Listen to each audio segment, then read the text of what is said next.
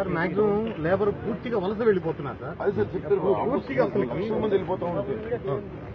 హైదరాబాద్, బెంగళూరు, విజయవాడ కనీసం తాగడానికి నీళ్లు, ఈరోజు బాత్రూమ్ వెళ్ళినా బాత్రూమ్ నీళ్లు కొట్టడానికి కూడా పరిస్థితి బాగాలేదు సార్. 10 రోజులు అయితే ఇంకా అసలు అవును, నీటి యుద్ధాలు జరుగుతున్నాయి సార్. గింజలతో నీటి యుద్ధాలు జరుగుతున్నాయి. తిరిగిలోనే కదా నేను ఒంగోలు మమ్మతో ఉండేది. అప్పుడు బాగులేదు బాగాలేదు అనుకుంటున్నా. ఇప్పుడు అర్థమవుతుంది ఎంత బాగుందో. దర్శనం కూడా పనిచేశారు మన కనిగిరి అయితే నాకు గుర్తు. నేను కనిగిరిలో ఉన్నాను. మీరు కష్టపడలేదు మీరు అనుకోవచ్చు, కానీ మిమ్మల్ని చూస్తే మాకు అనిపిస్తుంది, అంటే యాజ్ ఏ జర్నలిస్ట్ గా మాకు అనిపిస్తుంది వాళ్ళ మధ్యలో చేయడం. కానీ దీన్ని మీరు ఏ విధంగా ఆస్వాదిస్తున్నారు సార్? దీన్ని ఏ విధంగా మీరు తీసుకుంటున్నారు? ఇది చాలా అదృష్టం. తిరిగినోండి కదా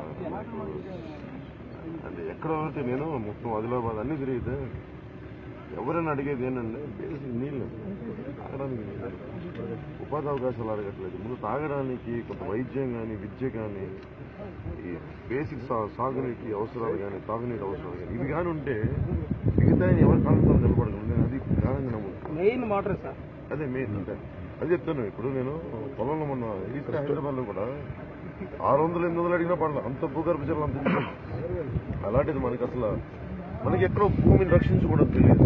మనకి ఎలాంటి వ్యవసాయం చేయాలో ఎక్కడో మనకి ఇది లేదు. తక్కువ నీటితో ఎక్కువ మనం పొలం వ్యవసాయం చేసేది. అంటే నేను ఇజ్రాయెల్ వెళ్ళొచ్చాను. ఇజ్రాయెల్లో ఇప్పుడు 6-7 years నేను వెళ్ళి మనకంటే దారుణంగా ఉండదు. మీరు అంత బాగా చేసుకుని చేయగలుగుతాం. నాకు అందరూ మనకి ఎక్కడో మనందరం అంటే గవర్నమెంట్ లేదంటే ప్రజాప్రతినిధులు మనకు అవగాహన లోపం మనకు కొంత మనకు నేర్పించడం చేయాలి. ఇక్కడేమో నాకు మరీ అందరూ వలసలు వెళ్ళిపోతున్నాయి. ఇక్కడ హైదరాబాద్ చూసినా లేదా ఒకసారి బెంగళూరు కలుస్తూ ఉంటారు.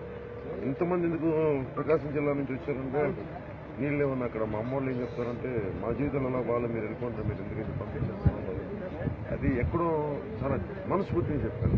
వెలుగొండ ప్రాజెక్ట్ని 2 నెలల్లో చేస్తామని చాలా మనస్ఫూర్తిగా, చాలా ఇట్స్ మై కమిట్మెంట్. మీరు ఈ రోజు ఎలక్షన్ లో భారీ స్థాయిలో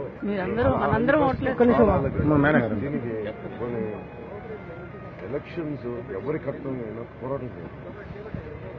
ప్రభుత్వం చేస్తారనేది మోడీ గారు కూడా చెప్పారు. మోడీ గారు చెప్పారు అందరం కలిసి ఒక ప్రజల కోసం ఉమ్మడి ఇది మేము చేయబోతున్నాం అనుకుంటాం. ఇది నాకైతే బలమైన యువత మార్పు కోరుకుంటా ఉన్నాను. ఆడపడుచు మార్పు కోరుకుంటాను. ఈ మార్పు ఖచ్చితంగా ఎన్నికల్లో రిఫ్లెక్ట్ అవుతుంది. మనసులో thank you sir. Please subscribe New Waves.